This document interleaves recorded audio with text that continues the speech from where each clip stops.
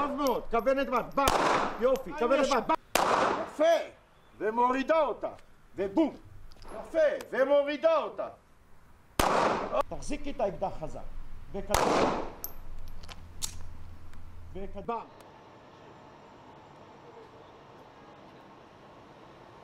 פשוט יותר מבחינה רגולטורית, מבחינה חוקית, לקבל רישיון נשק. הורידו את החסמים לקבלת רישיון ככה שיותר אנשים יכולים לקבל את הנשק, עשו את התהליך קצת יותר קצר.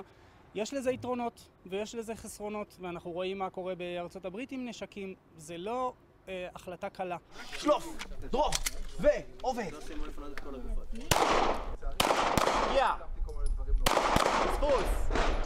לאור המצב החלטנו להוציא רישיונות לנשקים נוספים בקיבוץ. אנחנו מתפעלים כיתת כוננות, שזה בעצם צוות לתגובה מהירה שאמור לתת מענה לכל אירוע שיהיה בקיבוץ, חס וחלילה ירי או חדירה של מחבלים. אני צועק, כל פעם מחדש אני צריך להגיד את זה, אבל לא משנה.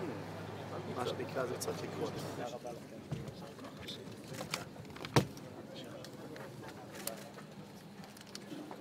תודה רבה, יישר כוח לך. כל הכבוד.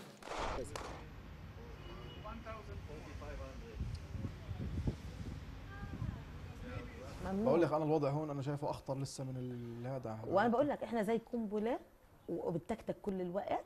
بحق الدفاع عن النفس انا ممكن اموت انا واولادي، مش لاني عملت إشي، مجرد لاني انا عربيه. اذا انت بحق لجاري اليهودي انه يتسلح، كمان انا بحق لي اتسلح، او انه احنا الجهتين ما نمسك سلاح ونخلي القانون هو اللي يحمينا احنا الشقتين.